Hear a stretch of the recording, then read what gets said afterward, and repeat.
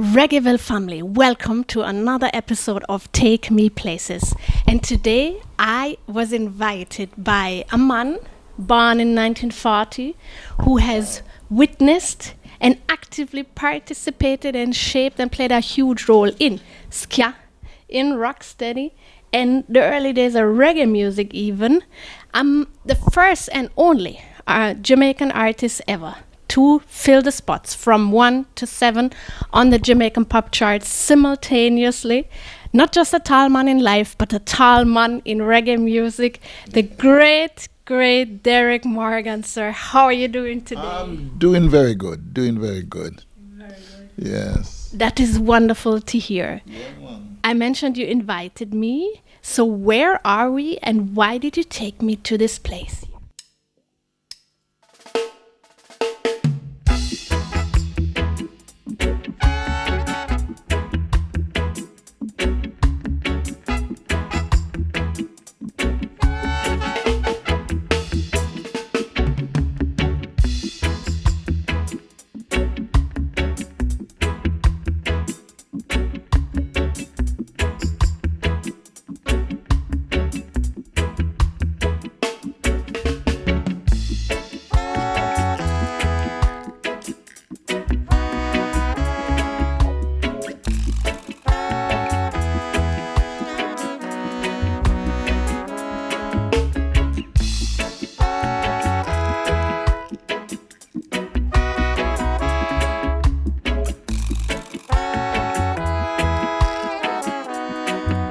You are in Freetown, Clarendon, and this segment is called Toby Heights.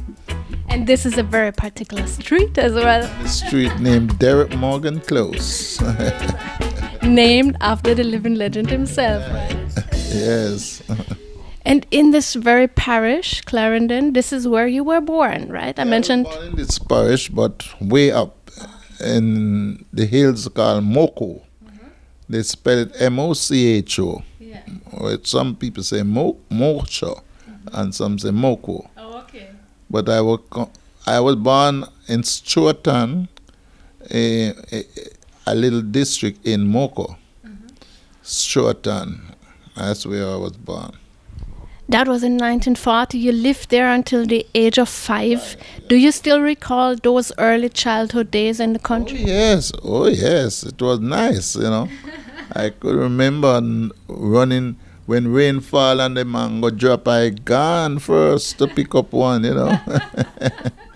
I could remember all those things, At the age of 5, but after they found out that my eyes weren't good at the age of 3, my aunt decided to call up my mother. I wrote to my mother because those days you didn't have phone. Okay, right. So she wrote to my mother and let her know that I'm not seeing well.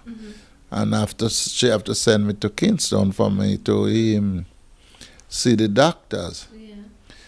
So at the age of 5, she decided to take me there. At the time my mom was working in Kingston. Okay. So when I went there, my mom take me over, and then my aunt leave, and then I keep going to school there at 7. At the age of 7, I went to Almontown Primary. Oh, okay. And from Almontown, at the age of 11, you have to leave that school and go to Kingston Senior. Oh, okay. So I leave to Kingston Senior. And from there on, you out school at the age of 15 there at that time. Okay. Mom said I'm not good enough, so she find another place called Grantham. So I went to Grantham for a year. And then she took me from there and sent me to a place called Model Private. Okay. And that was the last school I went, Model Private. And leave school at the age of 17. Because I did love stenography, which is the way I write. Yes. And I get a job at the age of 17 at the welfare, doing bookkeeping. And after that, my eyes couldn't carry because the doctors told me that the eyes cannot be better because born with retina pigmentosis. That means they undeveloped retina. And the older I get, the worse it become. So it didn't give me nothing like medication or anything for my eyes, no. So from there now, that work I was on, the eyes couldn't carry the writing and the book.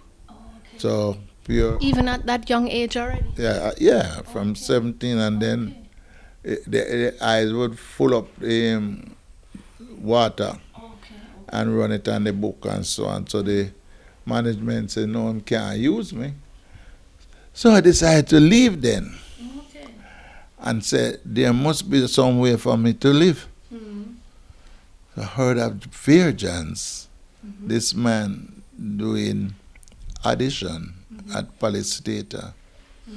So I went and I practiced some Little Richard's tune because I did love Little Richard's. Yes. Yeah. And I practiced some of his tune, and Eric Monty Morris, he and I was living in the same home. So we decided to take a little trip down to Palace Theatre for an audition. We went there, they audition me and then take me, and then audition Monty and they take him too. And you have Artens Hellis and Jackie Wilfred Edwards there and Owen Gray. All those singers was there. And they have the concert on the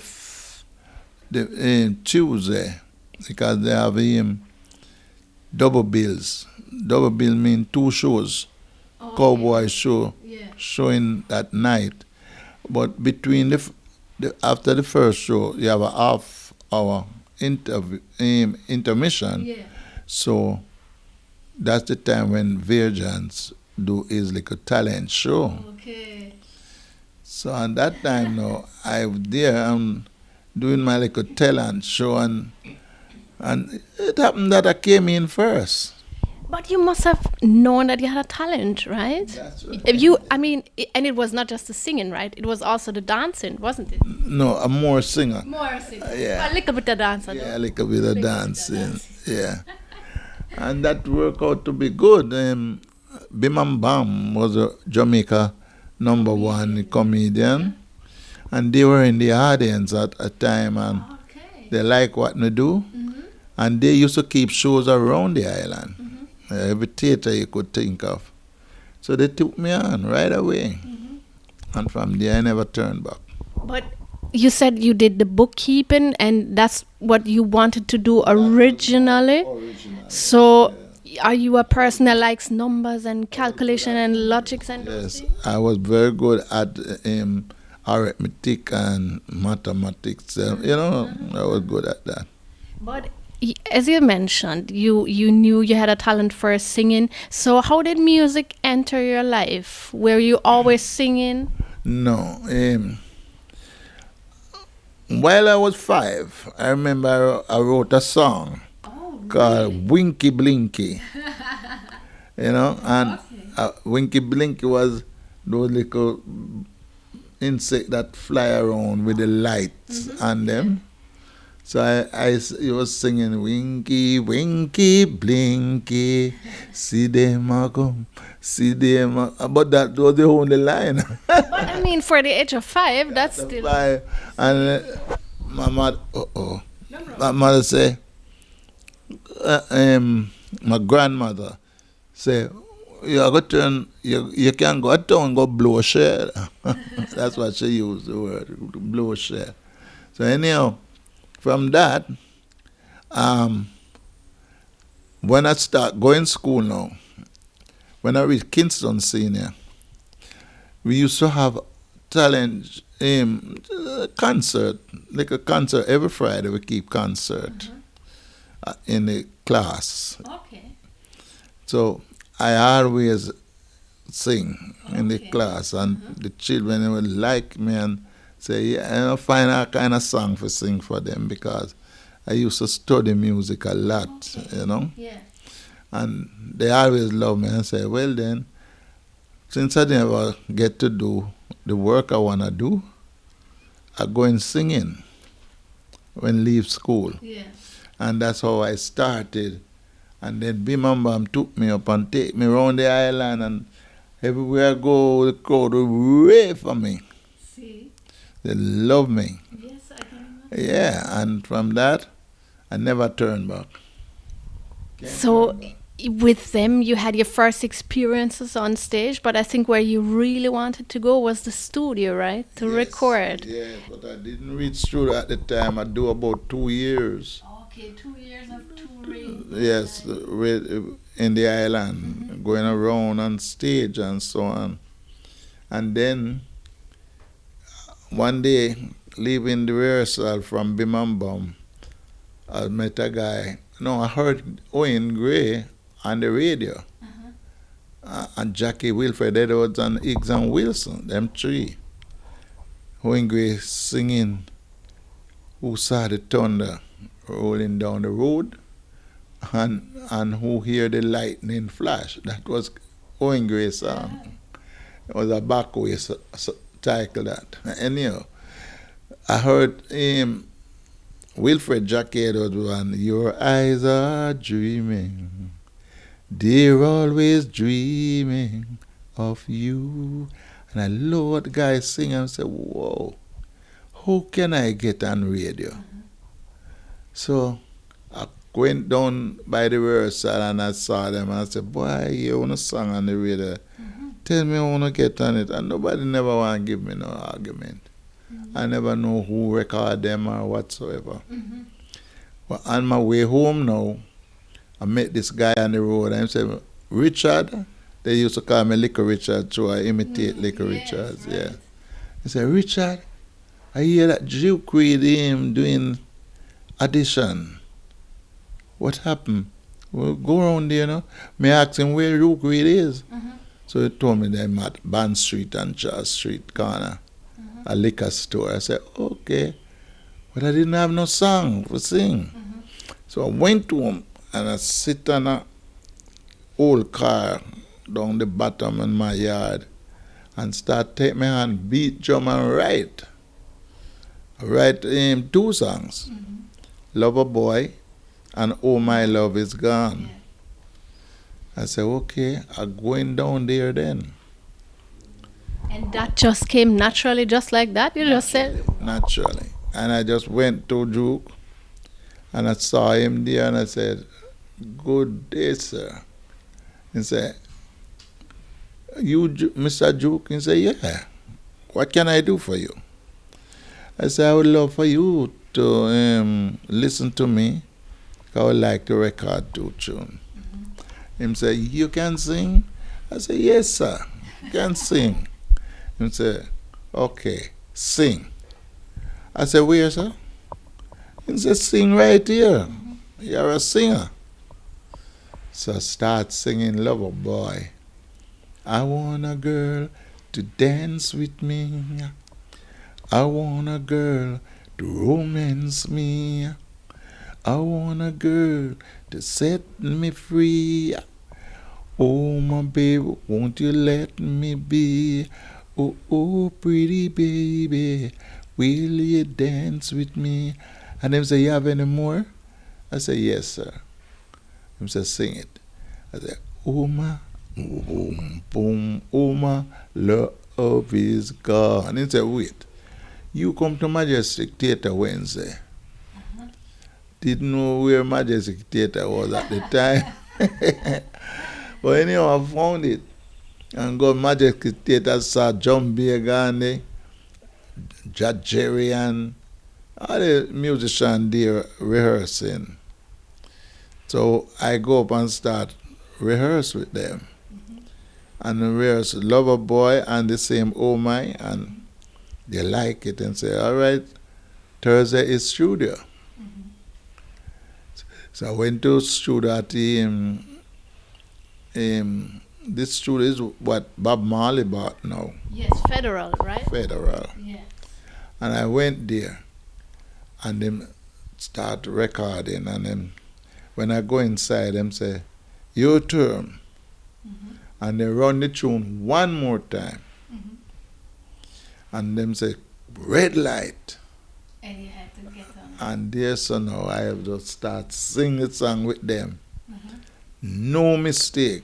Wow. And they call it a one cut. See? One cut. All right. And then they do the Oh My Love Is Gone, it's one cut again. Them say, it's a one cut, Derrick. See? And the Saturday now, Duke Reed used to have a program called Treasure Time. And they come over every evening. I mean, that Saturday evening. Excuse me. And when I listen Saturday and Duke Reed time, I hear Derrick Morgan with Oma, that was the first song played. Wow. How did you feel in that very moment? Whoa. I feel like everything, heaven come. And I started running around the yard. Because they used to have a little box in trees named Radio Fusion. You know, RJR Radio Fusion. And it coming over fine. And me calling everybody, listen this, it's me singing now. Wow. Derrick this. And everybody was excited to hear me. And then after they played the Lover Boy, I say, oh yes. And from there, I never turned back.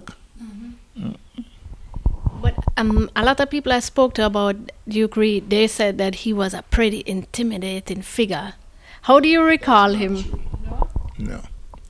Duke Reed was a very nice man. Only that he walked with guns because he's an ex-police. And he have 2 guns and a lot of rings on his finger. But he don't play around him gun. I heard a lot of artists say, I don't know if it happened when I'm not there, but them attack to Duke Reed with a fire gun, and I don't know of that. I will never say that because it never happened to me or nobody. And I have to say it was the first artist for him at that time. And when the other artists them go, I hear everybody I say, oh, Duke Reed this and Duke Reed that. Nothing like that. No. And the fact that you recorded those 2 songs at Federal, this means him never have him own studio as yet at that point? Oh, okay, so he had the liquor store though. Yes. And he was doing the works at Federal. Been in a studio at the same time. When my song started to play on his sound, him playing it against Coxon and give Edwards a cut, and Edwards playing it against everybody, and that tune would become the #1 tune on their corner and call it S Corner Rock. Yes. The same Lover Boy, they call it S Corner Rock. So he been playing another man tune out the road that people can get to buy. So I said, wait, don't let out my tune. And wanted to play against Coxon and I wanted to play against Edwards, Bells, and all those guys. So one day, Coxon came to me. He said, Derrick, I want you to do a song for me. I say, yes, man. Because I never turned down no promoter. I went to him and he said, must make a nice song for me that can counteract sound.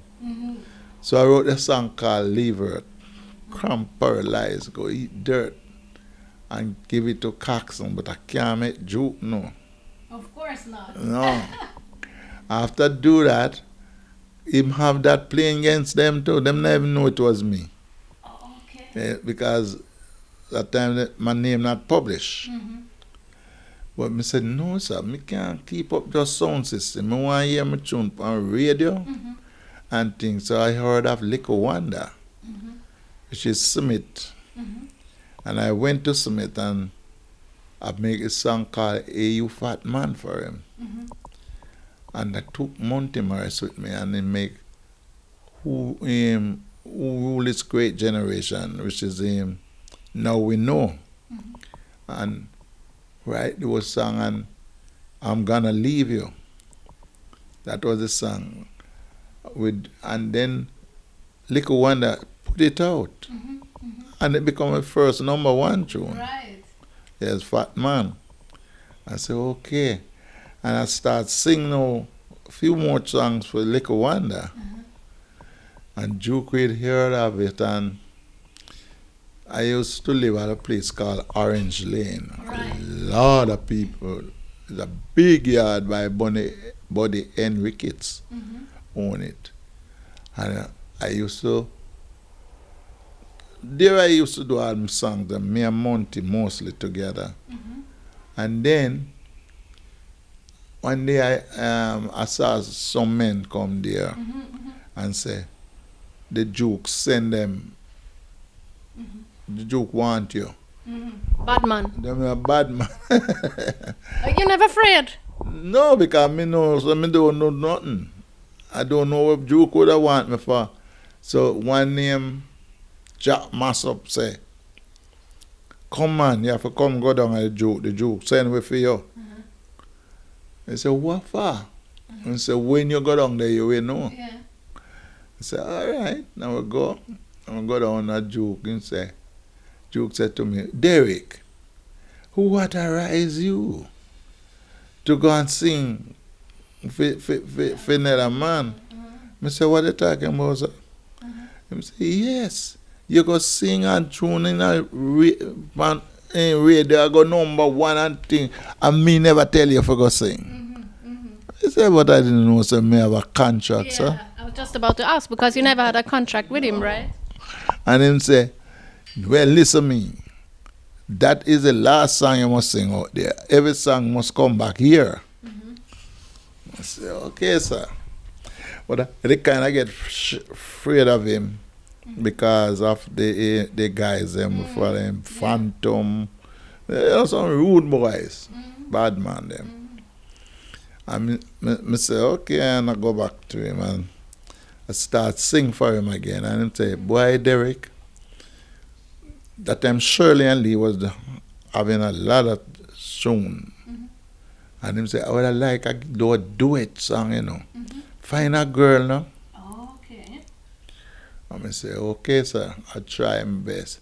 It happened that one day going home up Orange Street and I met this lady. She come to me and say, Derrick, you know, long I would like to find you, man. I have a daughter who I feel can sing good, you know. You want to come listen to her? I say, okay. And then on my way home, our home was right at Drummond Street. And I stopped there and see this little girl, I wash in her pan. And so I say, can you sing? She said, yeah. Brave and polite. So I said, sing me a song. And she bust a gospel for me. And I said, boy, your voice sounds sweet. Yeah. That was Millicent Todd. Yes. Patsy. Fancy, right. So I said, all right, I'm going to sit here and write that song for you. And I sit there and I wrote this song called Love Not to Brag. And I said, we're going to Juke with this song. So we went to Juke and I said, Juke, I find a partner. And he says, say something like we hear. I would give him the, and he said, Jesus, I kill them now. Yes. And we record those songs and him, have it same way upon him sound, you know, and I release it. Yes. Just have it a play again sound. And then, you know, never matter me. But she and I do a lot of songs for him, like Feel So Fine and Feeling Good, and a lot of songs we do for Duke. Heart of Stone, you know, a lot. So after that now, I decided to let him go. Meet this guy called Prince Buster. Meet him up Orange Street again. And him stop me and say, boy, I would like you to help me out on a song, you know. Help me out. And I say, what song you have? He say, I have one name, They Got to Go. I say, okay. But at the same time, I was working with Munchy. And Munchy, him say, I said, Munchy can sing too, you know. He said, okay, then that no good, man. he want me to help him at his first session. So fix up the when Monty sing, money can't buy life for him. He took me one side and he said to me, boy, me like that tune the way I'm singing. You want me can sing it? Me say, oh no. Right, the youth sing him song. You can't do that. But him go around in and they got to go and sing part of Monty's song. The rich man have money, the poor man have none. My wife have something, it's good for nothing. Just beats up Monty's song. But anyhow, whenever me we just go at the studio and he make 13 songs at the end. 13 songs come 13 number one song. Crazy. Monty make Humpty Dumpty and Money Can't Buy Life. I do shake a leg for him and Melulu. And him go on with every song the man sing, he make Let Jaro Do It by Rico Rodrickit and This Man Is Good with Roland. So the thing is, him said his Juke give him some money to start out, but he must give Juke some of the music. Of course. Yeah, so these two songs when him gave Juke was two spoiled songs because John Baker, the engineer never pick up the bass. He only pick up John Baker Bigfoot jump, boof, boof, boof, And him says, them they spoil, so him go give Juke. That's Buster. And give to Juke and Juke start play it and it become number one too. In that very same version with the spoiled track. Same song. Yeah. They came number one song for Juke Reed too. And and me and Prince become big friend and we start sing for him and everything. But I mean, Prince Buster and Derrick Morgan, this is one of those big rivalries in reggae. And I recall a conversation that you and I had where you said, but that was just for the musical side. You used to drive around town in the same car and all of that. That's true. So people would know, they wouldn't know that it was only musical, right? Because they took it very serious. Yeah, The public took it very serious. So even when the two of you were driving in the car together, hanging together, making songs to like helping one another, they wouldn't realize that this was just like for the show. That's it. They didn't know. So this is what happened. I keep singing for Buster. One day, I get a youth come in my house at Orange Lane and say, him have a song that he would like me to hear because he went to Beverly's and Beverly's sent him to find me. And if I could come by him, he would like to have a talk with me. But I must listen to his song. His name was James at the time, James Chamber. So I listened to the song, of a nice song. The song that he came with was Dearest Beverly.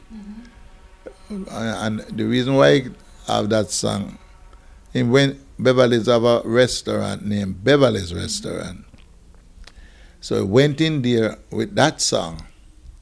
And Miss Kong sent him to Leslie. And Leslie Kong was there and Leslie listened to him and asked him if he knew Derrick Morgan, and he said he know of the name but he never meet me yet. But he knew him find me and come up the house and there and listen to his song and so on. So afterward I say, all right, let's go down to Leslie then. And that was at a time when you were already working a lot with Leslie Kong? No, I wasn't working with Leslie yet. No. But he knew of you. And he must have known your talent because he was going up in the chart all the time. All the songs that Buster put out and Liquor Wonder and so on was going. I was on top. Yeah, obviously, because I mean, Buster came to you. Yes. The man named Chambers, which we know as Jimmy Cliff, right? Cliff, yeah. They came to you, they were sent to you. Your name was already out Yes, there, my right? name was out there. And you were still on the same Orange Lane. I was I start recording from 59, So me getting those songs out all while, put out Juke Reed, Prince Buster would be releasing as well as Lico Wanda and so on. So when I took Jamestown to Leslie, Leslie said to me, Derrick, it's a long time I wanted to find you. I said, well, you find me now. And say, how did James sound? I say, he sound very good. He have a tune called Hurricane Hattie. And a friend of mine named Courtney was living at the same yard where I was living. He had a poem called The Lion Say I'm King and I Reign. So he said, Jimmy, if you put melody to it. So he put melody to it and he carried 2 songs to Leslie. And Leslie said, who is your band, man? And I told him about Jamaica and the All-Star. He said, go get them for me. So I went down King Street and I called Jones. And Jones come and sit down with Leslie. And Leslie, I'm tell Leslie, say where you can rehearse in a Greenwich Town and then see what going on before. So we went to Greenwich Town and we rehearsed with him. But even when I went to Leslie, he never asked me if I have a song to sing. Because I never really interested in singing for another promoter again. Okay. Why not? I know, because I was doing well. Because it was, they pay £10 a song. Sorry. They pay £10 a song. Juke and Prince Buster, £10 a song. So I said to Leslie, all right, after we go and rehearse with Jamaica, we went to Federal. We record Jimmy Cliff. Jimmy, because Leslie Kang, who named Jimmy Cliff. He went there and we record Jimmy first. And record them 2 songs, and at the same time now, Leslie said, you know, I do nothing, Derrick. I said, all right. I'm going to do one name, She's Gone. Sunday, Monday, Tuesday, Wednesday, She's Gone. So when I do She's Gone, I step outside and I saw Owen Gray out there. I said to Owen, you would like those 2 songs for us? And Owen said, yeah, man. And then go in there and do Darling Patricia. And him do Darling Patricia and come out back and start boast pan it, say, boy, the best. He lucky say him dead. Yes, a session with us, So I said, no, I'm not so going on. I sit down there and write a song named Be Still, I'm Yours Up Here. So I step in there and go do Be Still for him. And this is how you just sit down and you feel the manna brag some half a right tune and you just write tune in the very minute. Just write a tune off him right away. Be Still, I'm Yours Up Here. And when I do that song now, we decided Leslie Kang is the first thing we're going to release. And when we release, man, every song the man get the day become #1 song from Jimmy, myself, Owen. And so we started. Let me get out. Good. I don't decide to sing for nobody now. I just sit with Leslie Kang. So how was there a special vibe or why did these hits or so many hits came through the production of Leslie? Why? Because he pay best. Okay. He used to pay me £20 a tune. Okay. And we sit there and write song, and he had a piano in the restaurant part. Okay. And we would sit down, me, and before Desmond come, me and Jimmy would there and we play wake up and write song right away, write enough song that we used to have a big exercise book writing. with a lot of music we write, and things. So that's how it used to go. So all day you would sit there with the piano and you would write. You would help one another also with the songwriting. Like me write a song before Desmond would come in. Because Desmond take a long time for record for Leslie because a friend of his took him there. And we never decided for record to Desmond yet. Because never have no song. Until one day he come up with one called Honor Your Mother and Father. And from that one it sound good and we record that. And that become a big seller for Desmond. So from there now, we keep him in the camp. And we have Desmond there and Jimmy and myself. And one day Leslie Kang said to Jimmy, after him, Leslie say, I want you to sing a song off of the girls them in Jamaica were turned Miss World, Miss Jamaica. And he even give him the line, you're my Miss Jamaica. And Jimmy take it from there. And in do it and say, we're going to change your name from James to Jimmy. Because every James is a Jimmy. Right. And that's what Jimmy get the name Jimmy Cliff. I don't know how the Cliff come in, but he get the name Jimmy from Leslie. And from that now, we was a steady set of guys there. And Desmond come in and after him do Honor Your Mother, everybody just start singing. If we play piano, because Desmond is good at the piano more than even me. And then me write my song, and he would do the harmony. So he used to harmonize me a lot. Okay. So when I record the song, him just put on the harmony and make it sound good. So Desmond was good that way for me. And then George Decker from the Pioneers come down and start joining with Decker and Jackie and James. And then form a group down there called Pioneers. And from there, everybody just together. We used to go around the island together and, make our own little shows and so on. Was fun, a lot of fun. And there was no competition? No competition, no.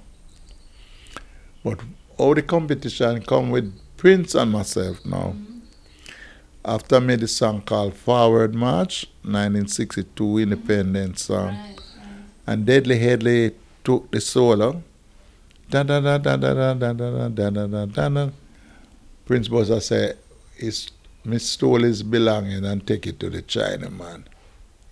So the belonging was the solo that Headley took.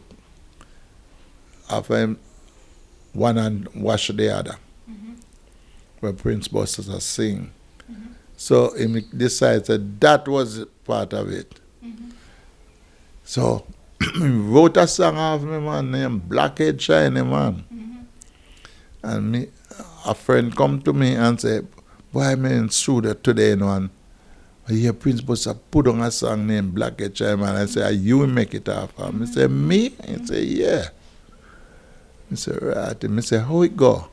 A guy couldn't tell me how it go. But with my little instinct, me just start say, I'm a blazing fire, no boy mustn't come through me.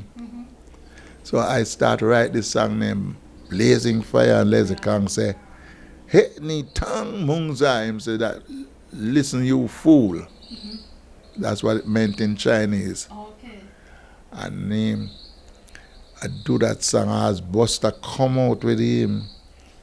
Blackhead Chinaman, there was blazing fire under him skin. I blaze him up. And did he know at that point that you knew of his song and that you already had the counteraction prepared? No, he didn't know. He just feel like he going to show a song on me. But it's a good thing I have a little friend out the road, spy.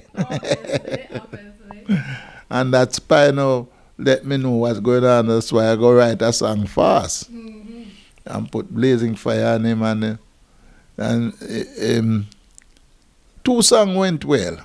Two songs went well, and his fans like Busta, and some my fans say Derrick, and so on. And then he make one name, I'm getting praise and no raise, Busta. And I write it back and say, when I was was singing for you, I never get praise, much less raise. And hit him back same way. So we keep going till.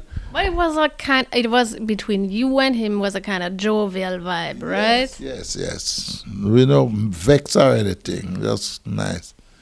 And one time, it cost me, for get on him the case, because when I make this song named Don't Call Me Daddy, and when him go write one say, Derrick, I feel baby. So when I hear that, I go down and shop and I say, what kind of thing that? From me you do the thing. We never call name. So how come you call my name? And then I say, yes man, I feel baby. I say, all right. If you put out that, I go and put out this. And we start write one after him right. I say, Busta, while you're away at sea, I was along with B, that I blossom his wife. And we say, and all of your children have the mark of this blackhead shine. He said, oh, no, nobody like that. Yeah, took it too far. Yeah. So him stop and me stop there, so. But before we stop, the government, they come in on us. Yeah. Because the fans, they must get out of fun. Like politics. Derrick side and Busta side and fight. So people would argue on the street. Some man would say, Busta my man, and then one next man would say, Morgan is mine, and they would fight. Oh, yes. So, Eddie Siaga, he took us and said, we have to do something about it. So the only thing we could do about it is go to the Gleaner. We take pictures hugging, and the headline was, we are best of friends. And that was what to calm them down. But Edward Siaga did not just play a role in your life in this particular situation. I mean, at a later point in time, he helped you to get out of one contract. And I think you once said that Mr. Siaga was your boy. Tell me a bit about the relationship that you guys had, and how did this come about? How did you meet him? You see, I met him. He was a finance minister, I thought it was, yes, one of them.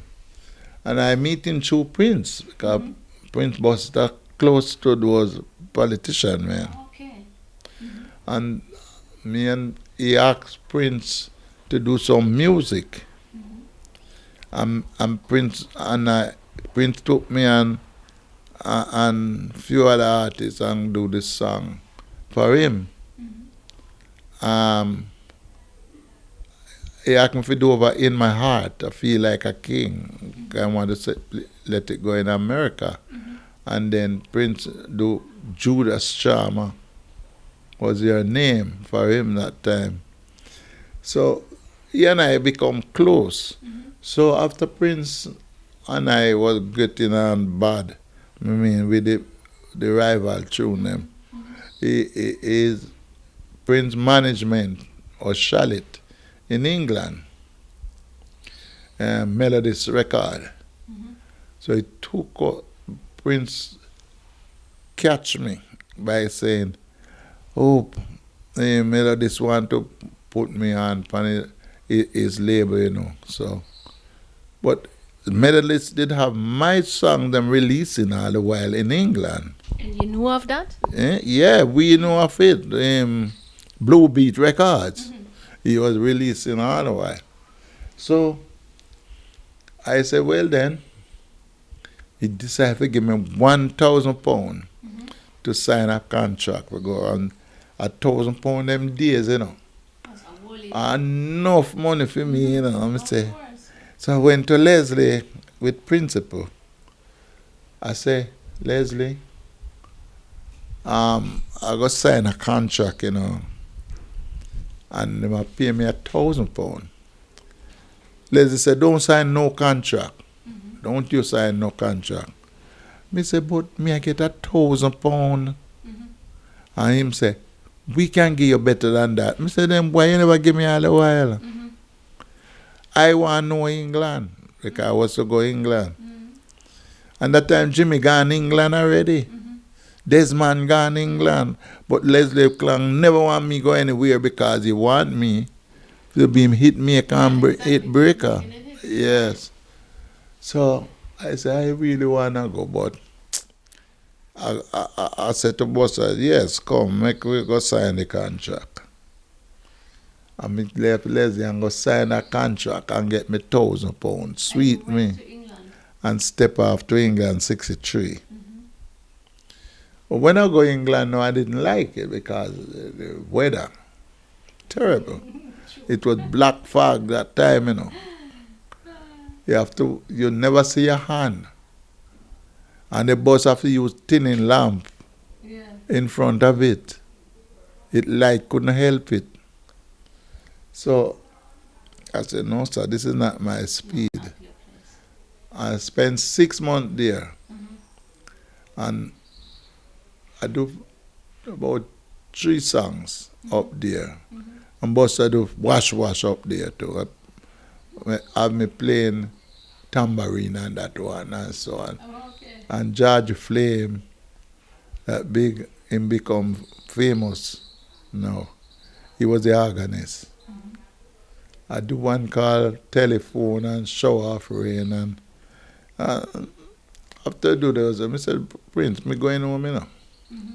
I'm heading back to Jamaica. And Prince said, you're not leaving me, you know. You're not leaving me because I didn't like it neither up there. Too cold. So we stepped back to Jamaica 6 months after. And while the first thing, when I stepped there, I heard this song, you could rough and tough, till you bust. That is Stranger Cole. I heard this song. And I said, but this guy is so close to me. That time Duke Reid find Stranger to do a song. And even do one with Patsy too. When I call your name. So I say, all right. I wrote one called Poison Ivy in My Flesh. And I put it on a little part of his melody. Stranger Cole melody, and drop that one. And then for Patsy now, I find a girl named Yvonne, my cousin, and I do Meekly Wait and Murmur Not, because she couldn't wait to run and sing. And I do that one. And then we become seller, good seller. So from there, I come right back to Jamaica and settle down again. I want to go to England to do shows and come back. 1975 was the last time I left England. Yeah. And So go back in. I go and come, just go and come. you said 1963 is when you left to England for the first time. That was a very interesting time because in 1962 Jamaica just got its independence. And that was the song where I go because, you know, Buster start, we and I start quarrel over that song. I recall you telling me that this August 6, 1962, that was such a joyous day and such a great celebration. What did change after Jamaica got its independence? Did you feel that there was significant changes, or how did you experience it? It's a significant changes is happening in Jamaica because if you look back from 62 going backward, and look man 62 coming forward, you know, say a lot of changes in Jamaica towards it. On some places still privileged, not doing nothing. Like in the countryside and up in the hills. You don't have no water running, the people them still without water. They have to depend on them tank or, you know. So for independent country, I think the whole of a small island like this, everyone should be having running water, pipe water. Because my grandmother died at 96. And my mother died at 96. My mother died at 103. Wow. And I am 83. Right. And I know Moko don't have running pipe water coming down. I was even saying it the other day to the minister, Morgan. Wants to see what they can do. So the independent help some part, but it don't help some. Still, you know, in the old time setup. We shouldn't have that in Jamaica. How was the spirit of the people like in general when Jamaica got its independence? You said it was a joyous day, that August 6th, were people enthusiastic and so forth. That night, I could tell you, I was on Chopback singing Forward March, and the ships them came in, you know, with sailors, a lot of sailors. And I want to tell you, it was, to describe it, was pure out of many one people. A lot of people, and them dancing in the street and dancing, and everybody was happy. There was days they never hear nothing about robbery or nothing. It was so nice. So you think the development of ska music in that time, and then further on rocksteady, that was also somewhat related to that, to say Jamaicans have their independence now, they want to have a music also to kind of reflect their own identity? That is true. What we used to have the music before the independence, because when I started recording in 1959, independence came 62. So we have those ahead of them.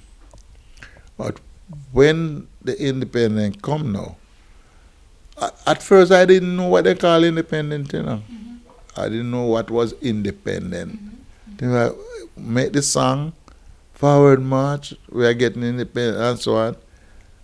I never know the full background of independence. But anyhow, it worked. And I just love to know that now the place look far different. This is the independent time.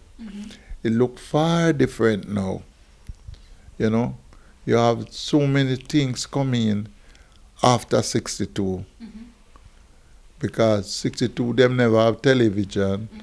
They never have phone. Now we have too much phone and too much television, all different cables, you know. So it changed. I love it this way. And we mentioned Edward Seaga, who was a minister then of a Jamaican government then, and you said that was your boy. So Eddie was my friend, man, good boy. Even helped you to get out of this contract then in England, right? Out of the contract in England, because when he wrote to Charlotte and let him know, say, he put me under a binding contract. And then no lawyer was there to say a blind man has signed that contract. So he have to release me. And he never hesitated to release it. Yeah, and Leslie Kang was another one, because he never want to record me no more because me under the contract. So he never want to record me. And me wanted to record with Leslie. Want to go back there. And he formed a group called Derrick Morgan and the Blenders, Blues Blenders. And I went to Coxon and I do an album with the Blues Blenders. But still yet, I never feel satisfied because I wanted to go back to Lezekang. So I go back to Lezekang now and I said to Leze, look, I'm out of the contract. Now I'm ready to come sing again. And he said, okay. And I give him a song called Rude Is No Fear, Greedy Girl. And he sing gone back into him hit song them. And he loved that. Until I heard that he died while I was in England. Oh, okay, you were. Yeah. Away. Yeah. 69, yeah. The shift from scam music to rocksteady, what do you think caused that progression, that musical development? Well, the shift now was this guy named Lintate from Trinidad. He came and we adapt him. Jamaica adapt him. And he was playing with Coxon before. His Lintate and the Jets. His band was playing with Coxon, and then we take him on Lezekang them and start record with him and so on. But the thing is, the ska music of straight bass and Lintate make a pattern to the bass. You know, instead of Lintate was a you understand? Mix it. So that slow down the ska. And the people them dancing now, them only rock to those tunes. So they call that rhythm rock steady. All right, from rock steady now, the same rock steady tune, we start bringing a piano shuffle, organ shuffle in it. And that organ shuffle change the rock steady to reggae. You know, my brother-in-law was the first man I heard with this reggae. So that was Bonelli. Was the first man I heard with the reggae. I don't say man never did it before him, but it's him first I hear with it. You know? And from there on, them just change the name from Rocksteady to Reggae.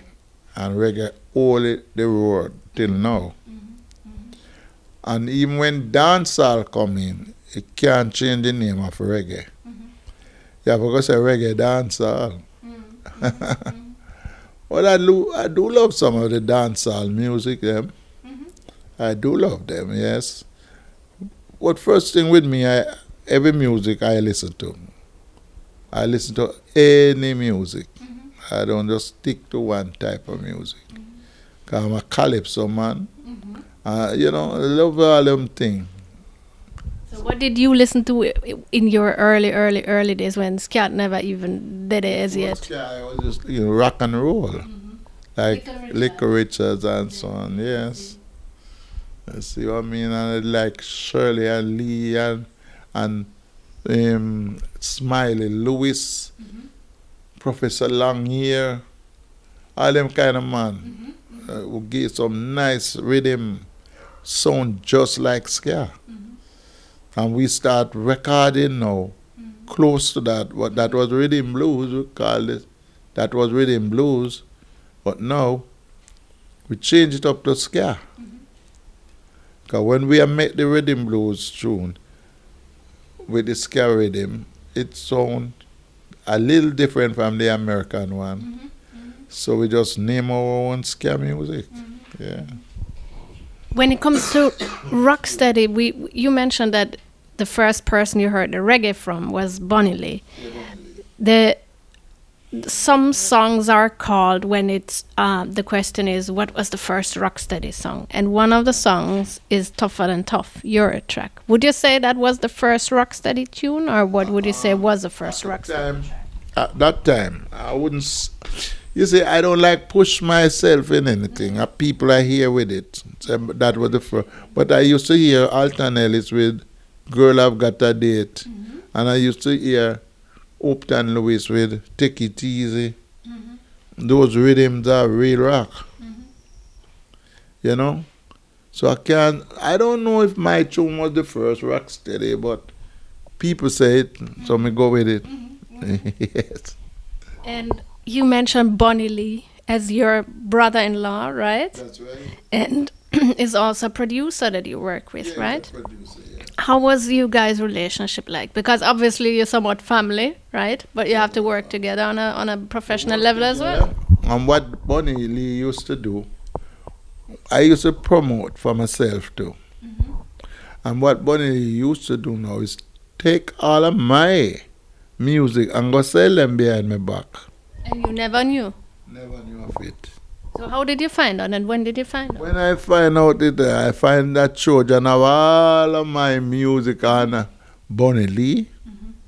And every Enzo on the Bonnie Lee, every one of the man them up there have my music on the Bonnie Lee. You see, I used to record and give Bonnie Lee for put out. But after he and Radcliffe Butler fall out from RJR, it's like the radio station never play music no more. So all of them tunes we now get on radios through Bonnie Lee, and them brand me with Bonnie Lee, say I'm his brother-in-law. So them brand me and don't play me neither. Yeah, right. But all of my songs, them when me record and so on, was in Bonnie Lee's hand. And he would do nothing but go and sell them out to children and all the people in England. And never give me $1. No, I saw his son putting out those records. So I tried to stop him. It don't come true fully, but I'm trying to stop him because I have children too. I would like my children to get some of the pie. Of course. And him have all Bonnie Lee money doing his own thing. So you and Bonnie Lee, you fell out over that? No, we didn't fell out. When Bonnie Lee sick on him bed now, I heard him use a word, say, I want him for dead, that I can take over him son, which is Liquor Striker. I don't know why he used that word. That thing hurt me so much when because Bonnie and I was so close. Well, that's why him do me so much things and I don't say anything towards it. I would be in England and him went to Miami and go to Nelly, that is my wife, his sister, and all the tapes that I have there, him take them out. And then go and sell them to Bulwaki, him sell them all over England. You see what I'm saying? So this little youth will come up just the other day, thinks that those songs where me have under Bonnie is Bonnie own. He don't own any. Not like that. Things to, but I saw you went to his funeral though, right? No, I didn't go to Bonnie's funeral, you know. I didn't go to Bonnie's funeral, but I cried when him died. Because he was my good friend. And we never fall out. We just keep going. I really miss him. I miss him up till now. Because right now he would have to straighten out some money with me. But how do you recall him? Because I think he was a very jovial person. Yeah, Bonnie nice, man. Bonnie and anybody will get along. He know how to get around you. That's why nobody and him can quarrel. You know, Bonnie know how to get around you. Anyone. Good boy. And I really miss him. Trust me. Miss him. In those days when Bonnie alive and I take my music them and I give to different, he never come to me anything, you know. It's into the near end after they take up all of Beverly's music and whatsoever I recorded, and him sell them out. And when him get the money, I ask him for $5,000. He wouldn't give me. Him say, his remarks was, all of my picnic them for my wife, a jacket. I said, what? What a word. He told me that with his own mouth. I said, how you get that, Bunny? How you mean? You look like you did under my bed when your things are gone. But ignorant him get ignorant. Because when you ask him for money, it's different. A different man screw up him face and go on with some things. But I better pay him mine. I'm gone home. But I mean, eventually, you, through all the circumstances and all the things, how they were, and people not signing contracts and so forth, it seems like you never get bitter, right? You're still in love with Jamaican music. That is still your entire life dedicated to. Yes, right? that is it. That's true. Yeah. I love Jamaican music, right true. But I love foreign music too. Foreign too. Yeah, but Jamaica comes first. What is your favorite genre of Jamaican music, though? My favorite? Oh, I don't have no favorite. Everyone good. And you still listen to music? Yeah. You still touring all now? Yes. That is all still strong, motivated, enthusiastic about the thing? And anytime I go out to, I get full capacity of people. Wonderful. So I might see you on the road again still. Yeah. I'm coming in Germany. I'm supposed to be in Germany in June. Alright. And I'm going Sierra Nevada in June. And, we have quite a little shows around Mexico and them place. Wow. So for all of that, the whole traveling and so forth, and of course in general, Mr. Morgan. I just keep traveling. You keep traveling. I wish you guidance and protection, health and strength, all the very best for that. And I really, really thank you so much for this wonderful interview. Thank you very much.